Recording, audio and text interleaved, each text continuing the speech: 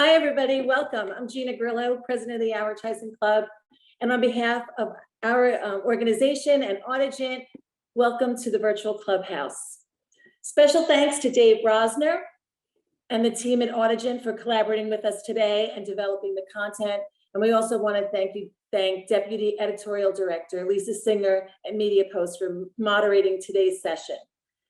This event is part of the Ad Club's vertical series, where we take a deep dive into all the different business sectors. Today, we're going to focus on retail, and we've assembled a great group to talk about their perspectives and insights and discuss how brands and agencies and platforms are all working together to take advantage of the challenges and the opportunities. I just want to share with you some upcoming events from the club.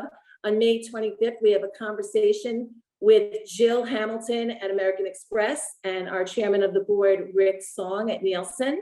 And on June 7th, we're going to celebrate Advertising People of the Year. Incredible lineup of honorees this year. And so super excited to gather again at Tribeca Rooftop and have an incredible time honoring these people and just really bringing the community together. You can visit our website to learn more about all the club's events and all the benefits of membership. And today, if any of this information prompts you to put it on social media, I ask that you tag us so that we're part of the conversation at Ad Club NY. Now, please join me in welcoming a very dear friend of the Ad Club, Dave Rosner, who is the CRO of Audigent, to share the latest insights on retail media. Over to you, Dave. Hi, Gina. Great to see you. Excited to be here. Let me share my screen just like we practiced. Can everybody see that? Gina, can you see it? Looks great. Okay, perfect. I'll get going. So, I'll just start out by saying, for those of you who don't know, who is Audigent? To start with, we are proud members of the Ad Club of New York, and we are also the leading data activation, curation, and identity platform. I'm Dave Rosner, the CMO at Audigent, and we're excited to be here as part of the vertical series, especially given today's topic of retail media. That's something we are really passionate about at Audigent. A little background on Audigent and why we're here hosting today's session. As a programmatic activation, curation, identity company, we have a view across the entire landscape of retail media. Our partner and client network spans data providers and publishers, SSPs and DSPs, and we run over 100,000 campaigns every month for brands. So we're right at the center of seeing where all of this data is going. And we're going to talk a lot today about how first-party data has become increasingly important. And what's amazing about that, especially in the context of retail media, and what's amazing about that from our standpoint is we've been focused on unlocking the power of first-party data since before it was the driving trend in today's driving trend of retail media. In fact, we help bring the power of first-party data from over 500,000 domains for companies like Penske Media and Condé Nast and Fandom, and we pull that first-party data into the programmatic ad ecosystem. And that's relevant for today because, as we're going to say quite a bit, first-party data is at the center of retail media. But before we get there, we thought it would make sense to level set for those who are newer to the trends going on about retail media. So first off, what is retail media? Well, it started out as the owned and operated ad space on retailers' websites. But that's not the reason why retail media is projected to go from $31 billion in 2021 to $50 billion plus in 2023. Now, one of the big drivers behind why there's been this explosive growth in retail media is this big change in growth in e-commerce. So from 2019 to 2022, e-commerce grew from capturing 14% from 11% to 14% of all retail. Let me say that again because I garbled it. From 2019 to 2022, as a total share of all retail, e-commerce went from 11% to 14%. On a percentage basis, that's a 27% increase. And that is only expected to grow even more to 2025 with another % adding in each year. So retail media is only getting started. So what's the game changer that's pushing retail media to $50 billion a year if it's not the O&O inventory? It's that power of first-party data. Using first-party data, retailers can extend their audiences, the audiences that are coming to their own websites, beyond their own websites, and help advertisers reach those same audiences across the web. It's really all about that clarity and the fidelity of the first-party data and the insights it delivers about those opted-in consumers that makes that audience extension outside of their own websites so powerful. That's true now, which is really important, but it's also increasingly important as things like the third-party cookie goes away. So as the third-party cookie goes away and getting clean data on who your consumers are and how to reach them, as that starts to disappear, that power of retailers understanding consumers and having that opt-in data is only going to drive more growth for retail. So So in addition, why is retail media important? Well, there's a few reasons. I mean, the first one is all about that scale. It's not just about the ads you can buy on the retailer site. It's about extending those audiences across the web to deliver scale. It's about improved targeting. Once you know what consumers' activities are from your retail partners, that data becomes incredibly valuable to better understand them and target them in other places. We talked a lot about first-party data, so I'll skip over that. But the last one is really about helping to understand, to control what the conversation is and the measurement that you're getting back and forth, because the retailer has so much more data about their customers in addition to that advertising data. So here's something special for the Ad Club of New York members today. We have spent the last few months completing a white paper called the Retail Media Playbook. The goal was to provide a clear sense of all the drivers and opportunities around retail media, but in particular for brands. There's been a lot written on retail media, and everybody on this call has probably read their fair share. But what we didn't see in the marketplace was the depth and focus of content for brands, particularly for brands who are trying to understand how to capitalize on retail media to inform their advertising buy and their media strategies. So we've worked with our partners, we spoke to experts, including Michael Lambert from Mondelez, who will be joining us shortly on the panel today, and we put it all together in one place. So this is an excerpt right here of a section called the Top 10 Forces Driving Retail Media Growth Today. For the sake of time, we just pulled 4 out. We know that they're not 10 on the slide, but here's some of the highlights. What are some of the forces driving retail media? Well, options to spend money that aren't the walled gardens. The advantages of the walled gardens is they provide this very rich picture of where your ads are going and what the impact is, but not all brands get all the data back they want from that. So having other options that provide similarly data-fed experiences where you can track the impact is going to be really important.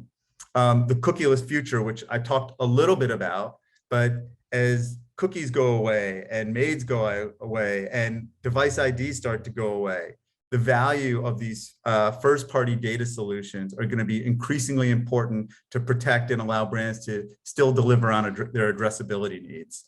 The push for consumer privacy. So all along this development is the change in the consumer privacy landscape. Both the laws around consumer privacy is changing, and then how we want to protect consumers' privacy is also changing. So opt-in platforms like retail media that are completely built on building consumer trust and privacy and allow us to lean forward into that. By experimenting with these retail platforms, brands are future-proofing against a world where they have to really rethink how they're engaging and putting consumer privacy first. And then finally, the need to drive marketing efficiency. Again, the retailers and the retail media solutions have so many touch points in addition to the advertising touch points that you start to really unlock the measurement challenges that brands often struggle with today. So that's a little snippet from the upcoming white paper.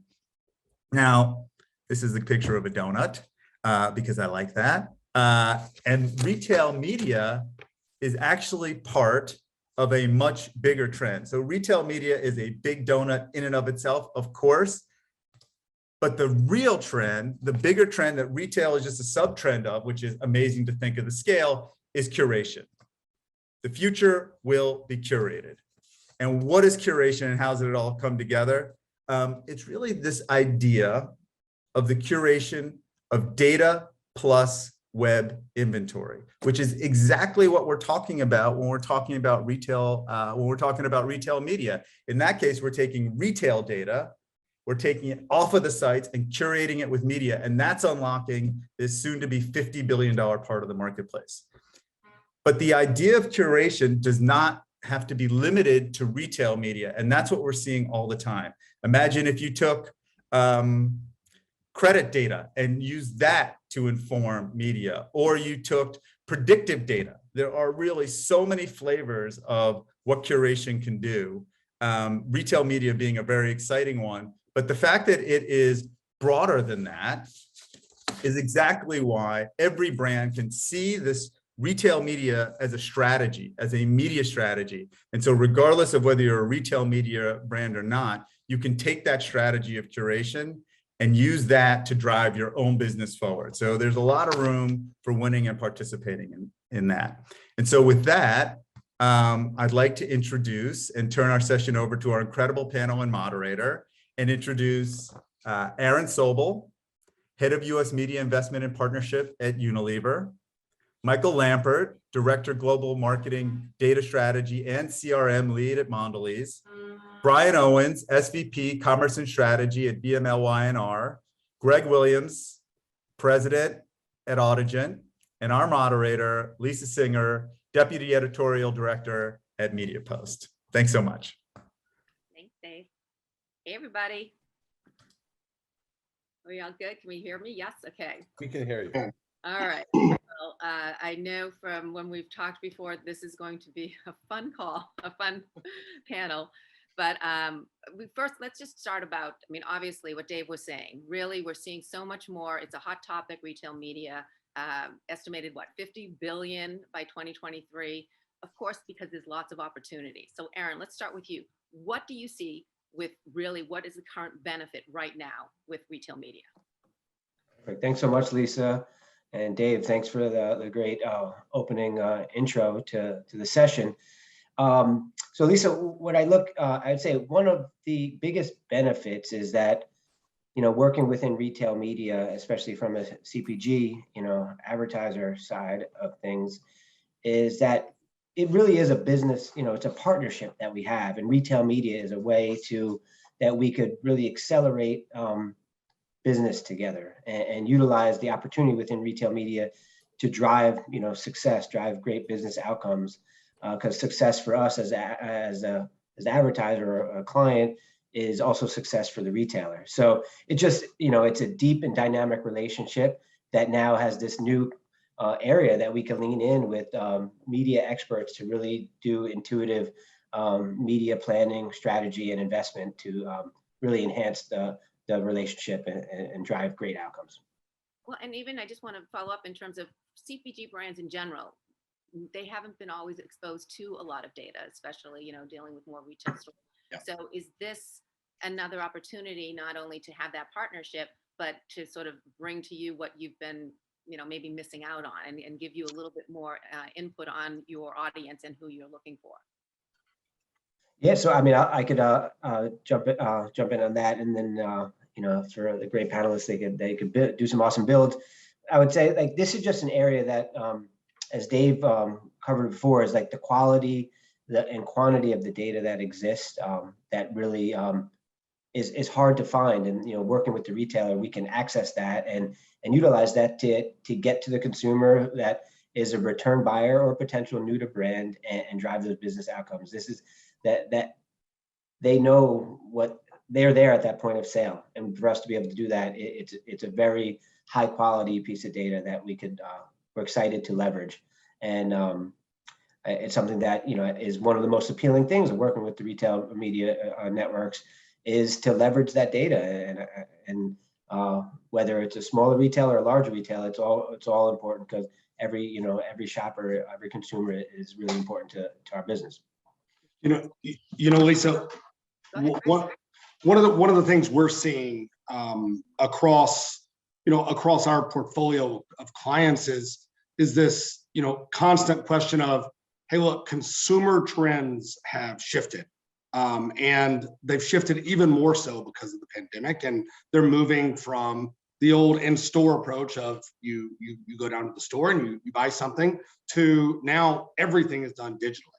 And so what when you look at the real benefits, what it is doing is it is a trend of moving towards moving the products to the eyeballs, right? And so what that means is you move from that in-store approach to that digital approach, but you're doing it so that you can still capture the same margins that you need to in your overall business and how that would run.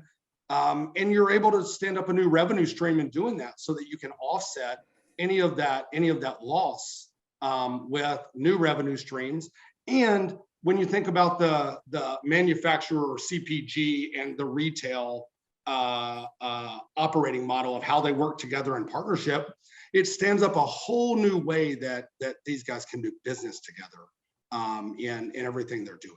So. Right. Yeah, and well, I want to, in terms of Mondelez, Michael, for you guys, how are you experiencing it? What benefits are you gaining right now? Well, first of all, thanks for having me. I mean, I think I don't know that there's anything we need to get our hands around more than this, right? I mean, the retail environment is where our product is obviously, our products are obviously primarily sold. So the business premise is sort of a duh. We have to get involved in it. And I think with any emergent channel or space, the challenge that we have is just the complexity of the infancy of the model.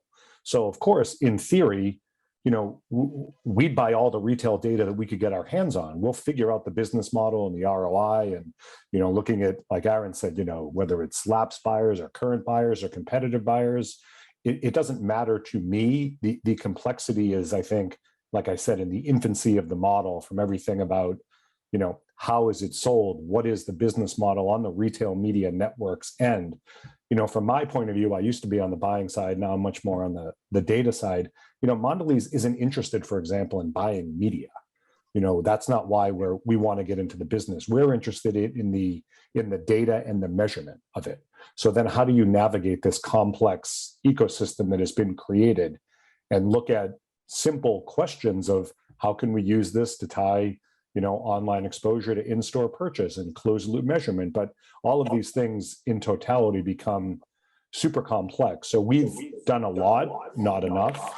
The business model behind it is a little bit challenging because the 10 different, retail media networks have 10 different models, and we don't see it as something that we would approach, for example, from an upfront media investment point of view.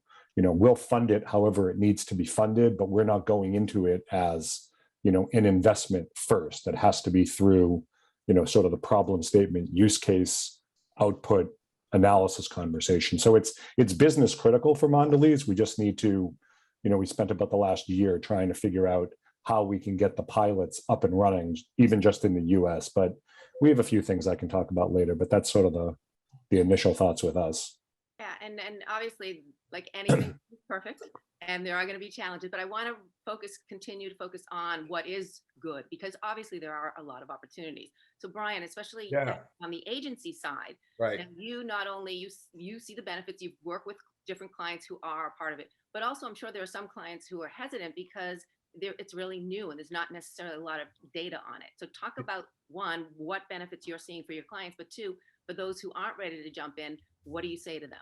Yeah, I first thank you as well for being part of the conversation. I thought the insights were excellent to kind of frame the situation and the sort of the maturation curve we're in right now. I wouldn't say we're quite in the infancy stage, but we're kind of moving in towards that toddler phase of where we are headed with retail media. And what I would say is that the benefit that the clients that we work with, which are Mondelez, as well as in the Unilever, I'm part of WPP and VMLY&R is a creative commerce agency. So I would say retail media enables a lot of cool stuff, at least from just from an experience standpoint. We're moving from more of that transactional to more of that experiential. And the first party data allows us to target messages and then frankly, give our clients a different way to invest, right? So I think you asked the challenge in terms of what we're up against as an agency is justifying the BOGO 50, not to spend money on a BOGO 50 versus spending money with Walgreens, with their Walgreens advertising group,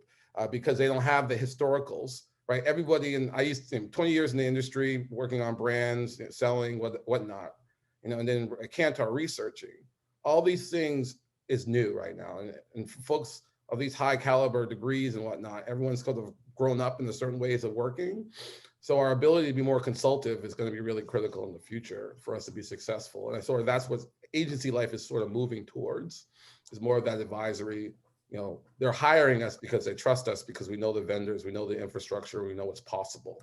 And now Create is possible everywhere, which is awesome. Well, and I've obviously, I think, Aaron, you know a little bit about that toddler stage, or you'll be knowing more with the baby. But again, I know, need to rely on your agency to help you, guide you. But also, so what challenges, because you are investing, this is something you're seeing positive things from. But what are you finding challenges? I mean, Michael alluded to, obviously, what he's sort of not getting the data that he needs. What about yourself? Well, thanks.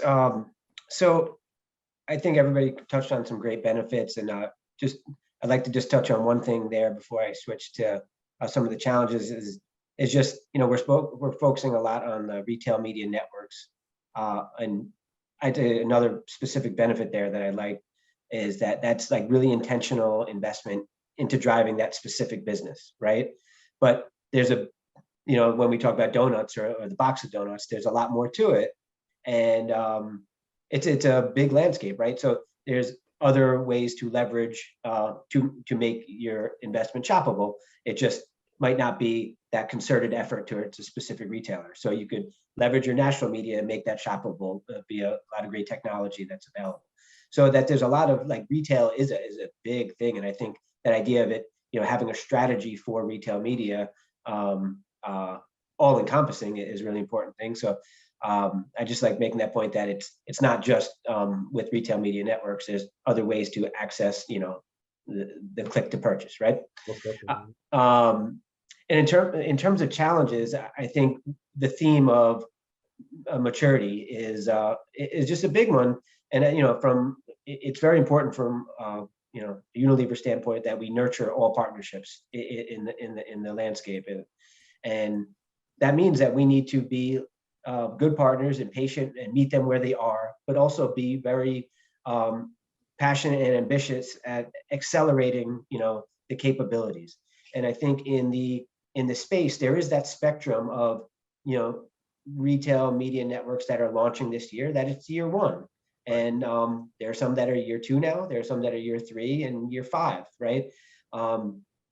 So what the challenges are to make sure that yes, we can leverage the data, and yes, there's some great closed loop attribution that exists, but we need to make sure that as the ad product takes you on site and off site, a lot of the capabilities, whether third party measurement and verification, is there, that that, hey, let's say you're in display and video, you want to make sure that a human seeing the ad, that it's viewable, that it's not in a fraud or non-brand safe environment. So some of those things are really critical, that you can't it's not just great to leverage the data and go off into the open web, right? So, and that's just something that we pushing to say, let's try to get that in year 1. If it's not from day 1, let's work together and partner, but let's get there, because that's not helpful to either, side if the media isn't working as hard as it could be, right? So you want to make sure every impression is a quality impression that you're paying for. So that's just part of helping to really partner and utilize your expertise and your maturity as an advertiser with the strength of your agency to be good partners and say, let's develop the ad products to get to this standard, because it's just going to benefit everybody. And we do really like to, while it could be self-serving to push for our brand standards, it's really something that's bigger than us, and we want to make it we want to help make it more productive in the industry, raise the bar for the industry. So I see it as a challenge, but one of the biggest opportunities in the retail media landscape to really work with all the partners to help build the future. And let's face it, I mean, consumers' expectations now are so much more. I mean, they want a seamless experience. And to your point, Michael, you're saying you have to, where people are, you have to meet them. Talk about more challenges that you already mentioned, some that you were having, but is there anything else that really pops out that maybe gives you pause? One of the things that I've seen over the years is you've got, there's of course scale when it comes to the walled gardens, and there's of course measurement and everything that Aaron talked about. But one of the other things that I see a lot is this world of, retail media practices within the retailer. They are a tiny portion of the overall business and what goes on. And so when it comes to funding, so that you can put more people, more tech, more partnership, more investment in that, that is always a real challenge. And going and sitting at the table and holding out your hand and saying, look, I need to hire 25 people next year so that I can run my retail media network appropriately. And so the key there, and where we've seen it work the best, is when you have the focus on the media metrics and on the closed loop attribution and everything else, but those folks that are always able to link it back to the real core benefit of, here's why we are doing this, Mr. Retailer, parent company overall. And it becomes absolutely critical that happens. And that's oftentimes why we will talk to clients about, really starting small and taking a crawl, walk, run approach in the way that we roll this stuff out, so that you don't get over your skis and you can take the right approach and everything else. I want to jump in on that one, to Greg's point, because I'm in a conference right now, leadership conference, and with all the leaders, TJ Riley leads up our media optimization performance practice at the agency. And what we're seeing is that there's a lot of benchmarks too. Like, to Greg's point, understanding how much to invest, but there's varied approaches and methodologies. So the industry is still understanding. Again, I mentioned the toddler, we're talking about maturity here because it's important.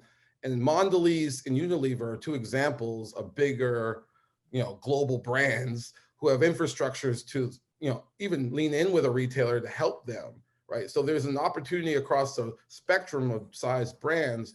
I work with all different, small to range, mid, and I would say retailers need help too, right? Understanding sort of performance, what works, best practices. So there's, as much as there's a challenge, there's an opportunity for, if you're the first to be able to sort of originate in these ecosystems, you have a first mover advantage here to be able to, be a category leader. I'm dating myself from when I used to sell to Walmart, and like category leader, category management. It used to be now it's retail media management is almost the way in now with the retailer, and our ability to really understand and improve performance and success.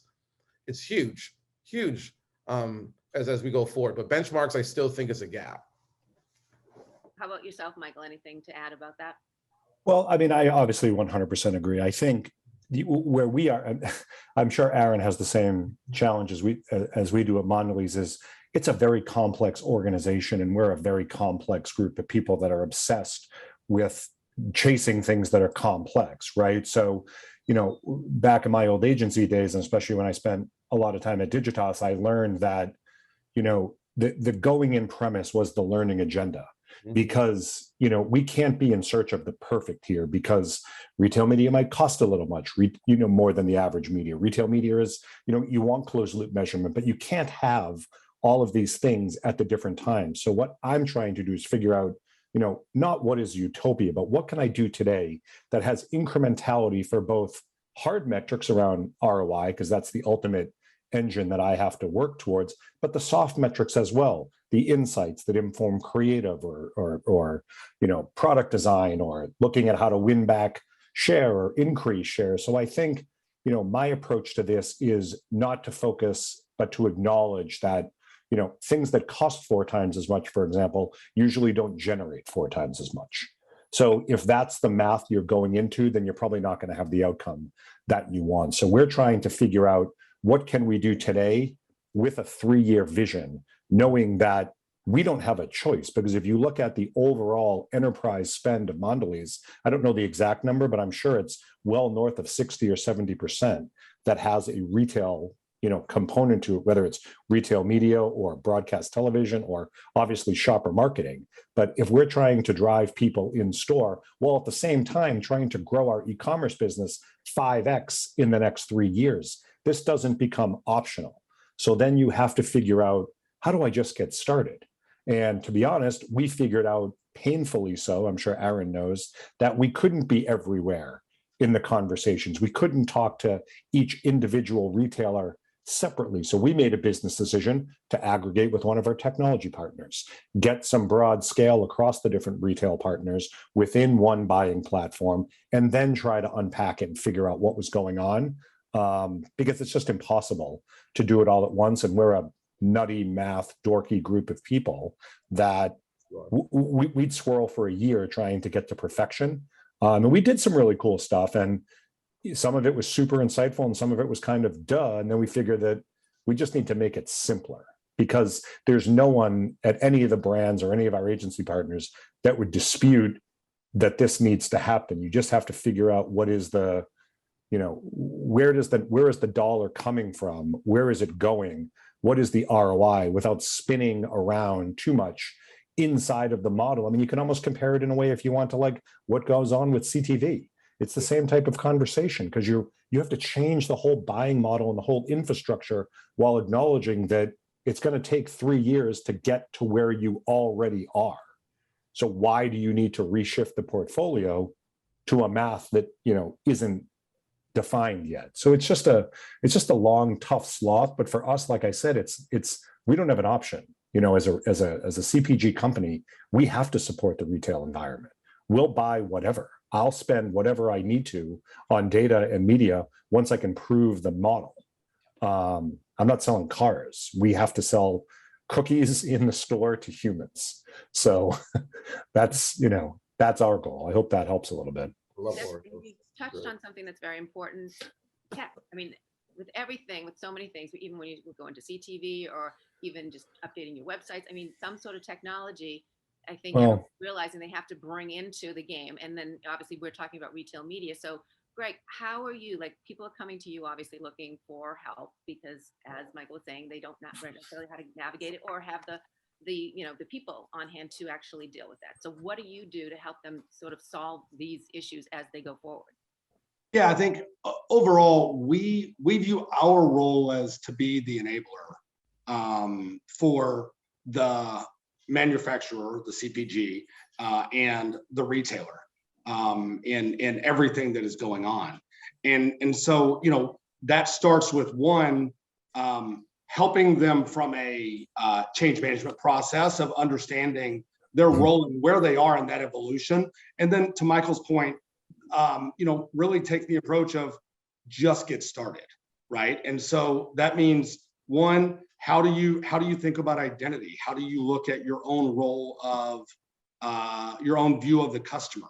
And then how do you think about it across your organization, from your in-store shoppers all the way through to your e-com traffic or any apps or anything else that you might have, right? It then moves into audiences.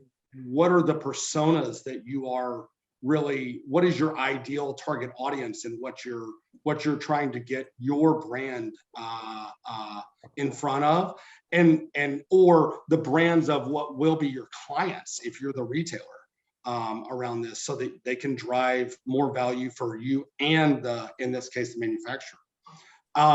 Then you move into the world of, both on-site, so e-com activation around search and social, and around monetizing your own, as we like to say, digital in-cap, so to speak, from your e-com site, all the way through to, as Dave talked about, the role of curation in what it plays around doing off-site activation so that you can extend that audience and have a better conversation with the consumer. And then finally, of course, really driving the activation, the measurement and the attribution of everything going on, because if it doesn't pay for itself, again, like Michael said, then then the manufacturers aren't going to invest in it, right? And so you've got to show the return, you've got to show the value. And from our perspective, from the Audigent perspective, it's our role to keep the tech there and to really drive the value so that the conversation and the business terms can still happen between the retailer and manufacturer and then inevitably the consumer or their own customer. And Lisa, I- from there, Oh, like go ahead. our job is to build off of what the tech stack is. Yeah.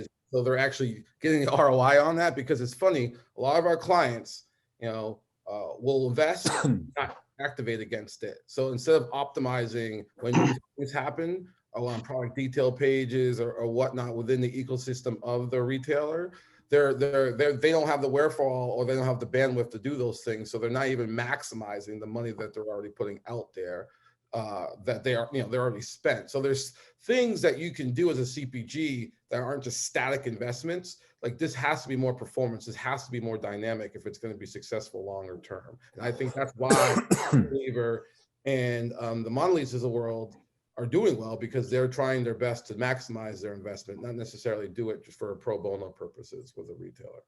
Right. And well, I mean, I want to get into, well, actually just specifically, Brian, for you as Yeah. an agency, there's a lot more, Yeah. people in the game. And so, not only is there, you're dealing with your client Unilever or Mondelez, but then you're dealing with the, retail network. And then you're also dealing with the getting all of the technology. How are you, how is it maneuvered for you? Is it because? I mean, this is the reason why, frankly, this is the reason why I came into agency life over the past 18 months. I was working at Kantar researching.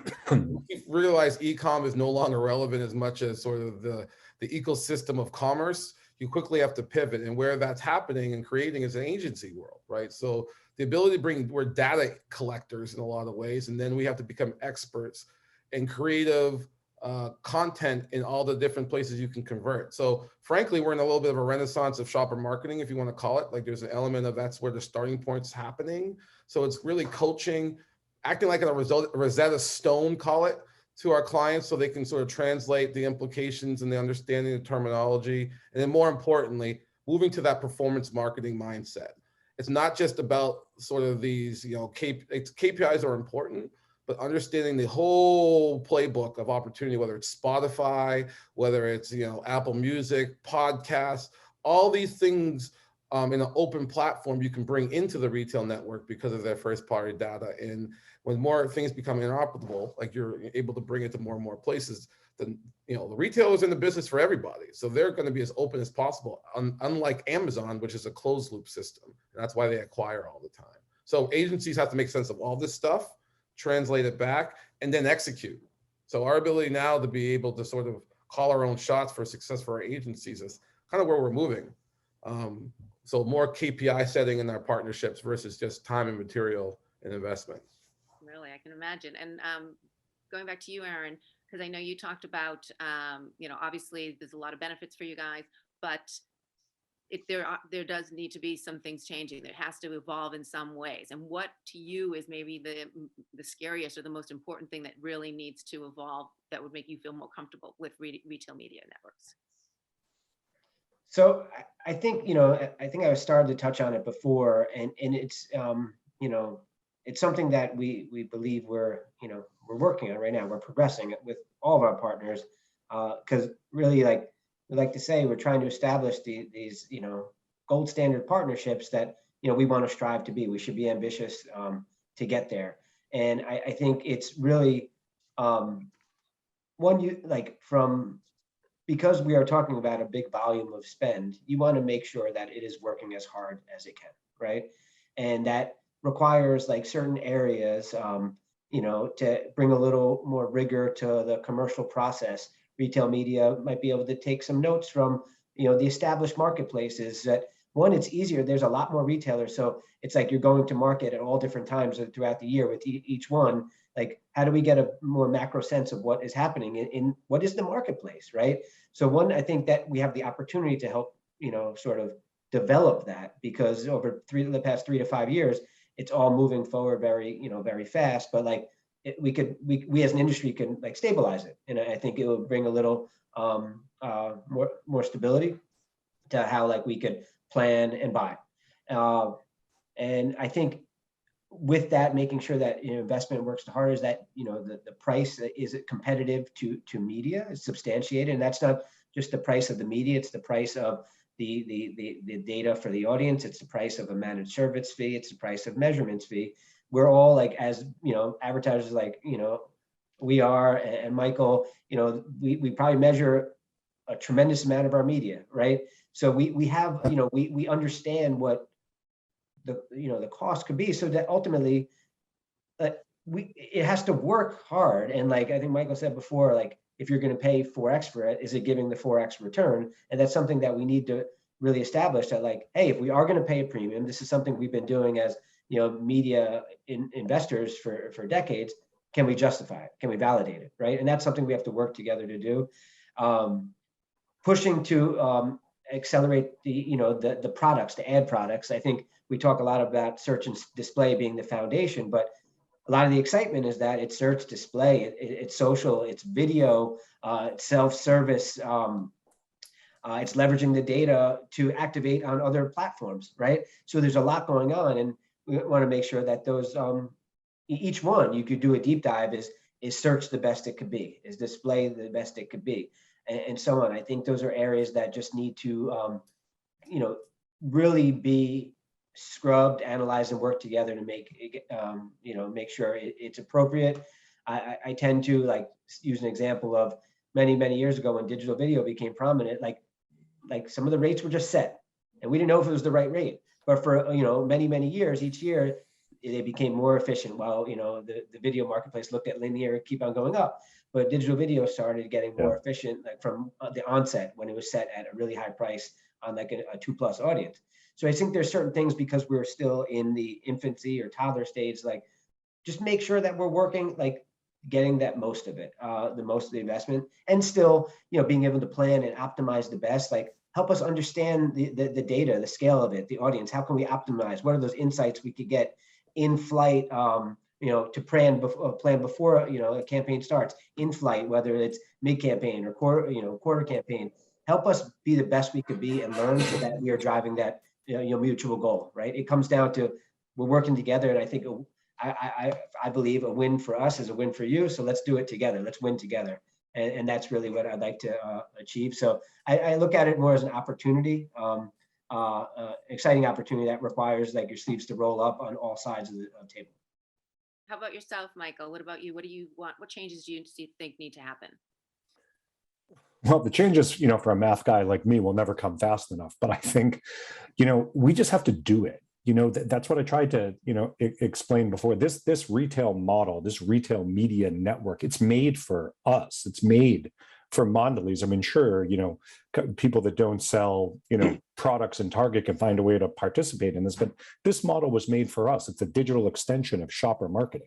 And I think, again, I'm not going to get everything that I want. I may not be able to layer all of my first party global data across all brands and then come with some sort of fancy global cross brand MMM. But what I know is that people buy Oreo cookies in retail environments. And I need to find a model that helps me get people to go into stores and buy more Oreos. And that is a simple problem statement. And now, I don't remember who said it, I do think that the only real challenge we all face is that it is a nascent model, and you have the brands, you have the enterprise, you have the technology companies, the retail media networks, that it's never going to be the biggest part of Walmart's business. And you've seen how much they've invested in people and process. But I think one of the stumbling blocks that we encountered at the beginning was that it was an investment first mindset. We need you to commit to $10 million upfront. And I'm sitting here saying, I don't need to commit to necessarily anything, but I'd be more than happy to spend $10 million. I just need to know why. And I need to understand what is happening. We've spent 2 or 3 years doing the very slothy, non-sexy work of being able to measure things.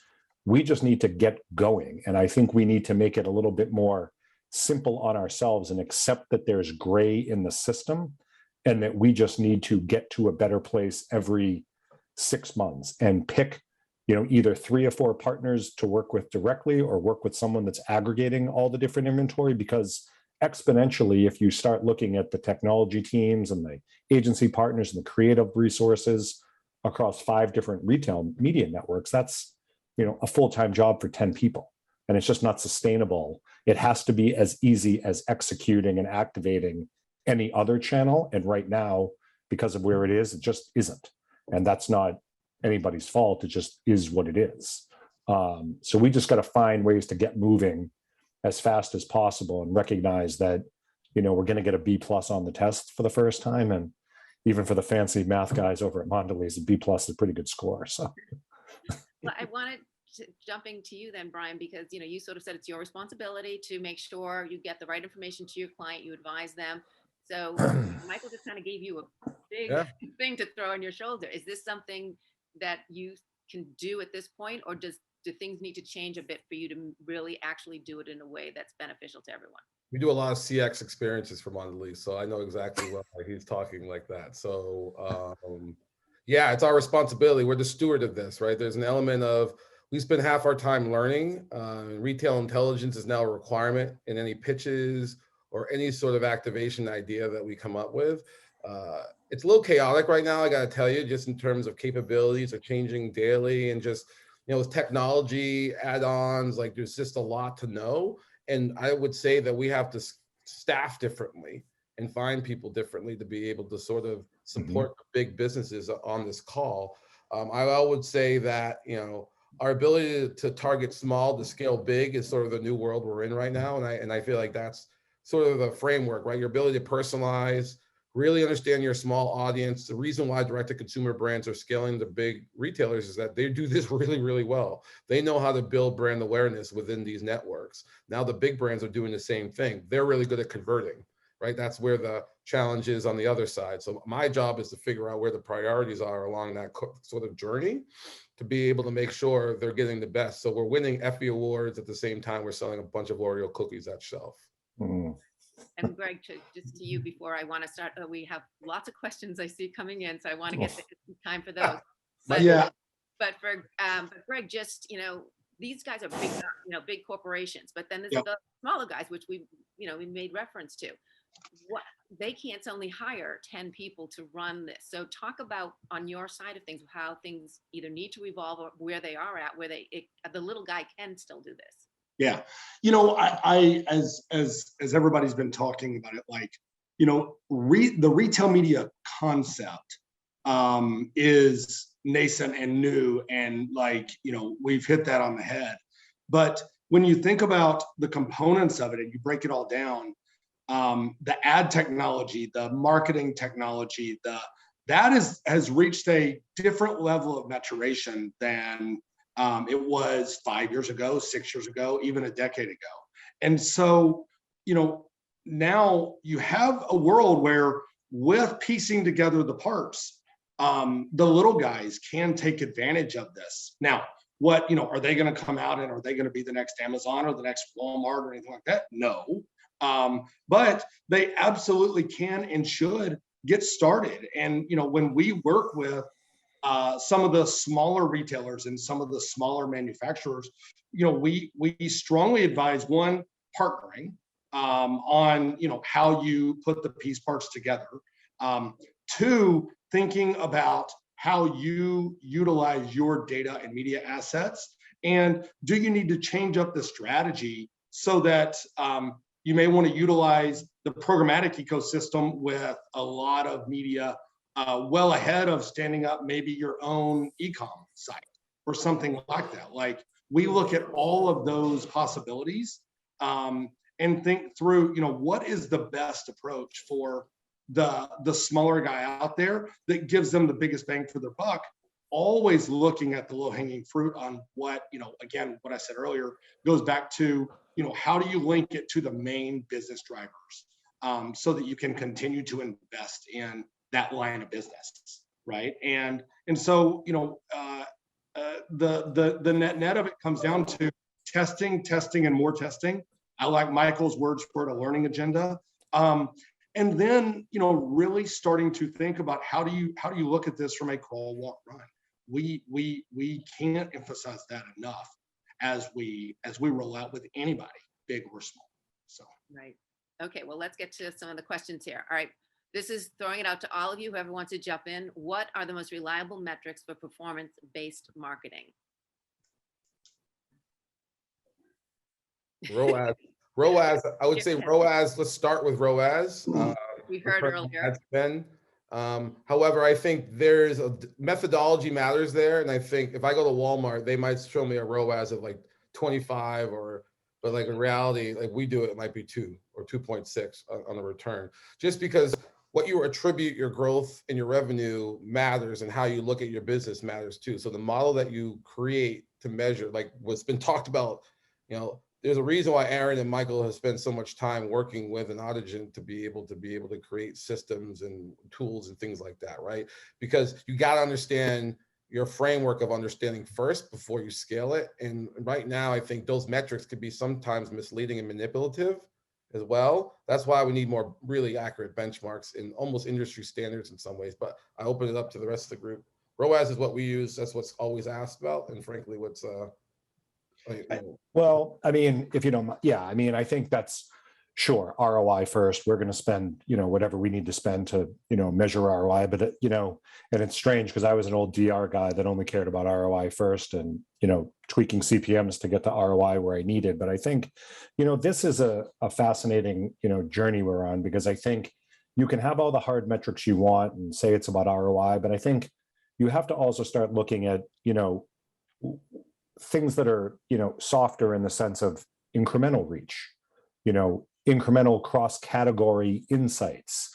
A brand like Mondelez, we're not Joe's Cookie Hut, so, we're going to spend whatever the math says we should spend on.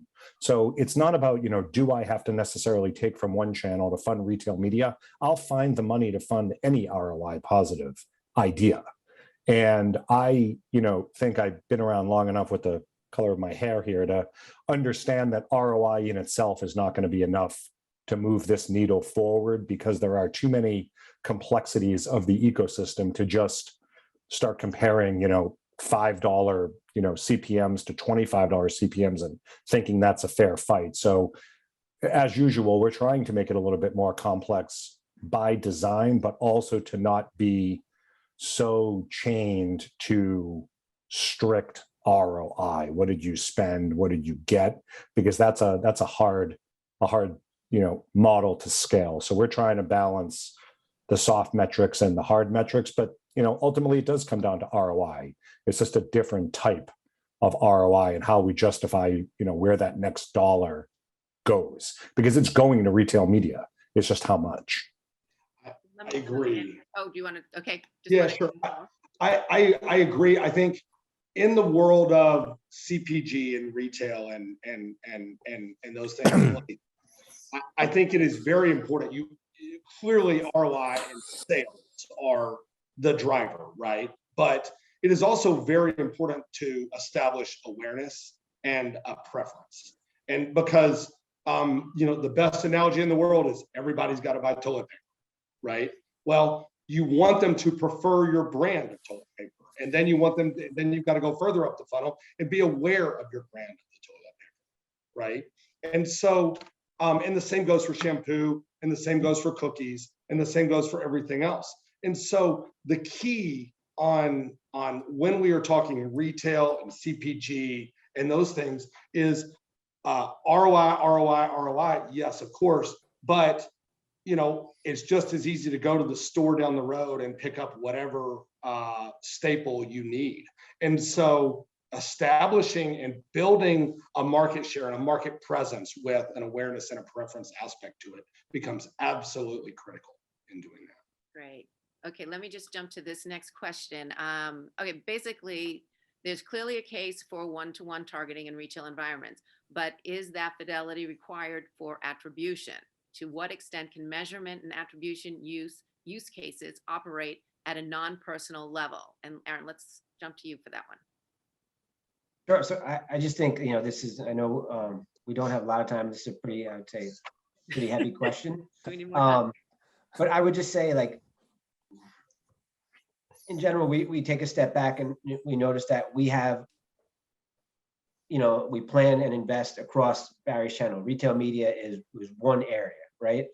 And with that, it is critical that you have a data strategy that is tailored to your business. Like, I'm sure Unilever will approach things different to Mondelez and so on throughout the industry. We all know, that it could take different data strategies to achieve your results. Within this retail media landscape, I think it's safe to say, that probably a lot of advertisers are maximizing the retailer first-party data, what we would say is second-party data, right? But as Greg and Dave alluded to, there is growing, importance around owned data, our first-party data, leveraging that into the mix.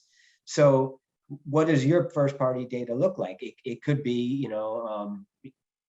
cohorts. It could be, a mixture of things that you capture and how you capture it.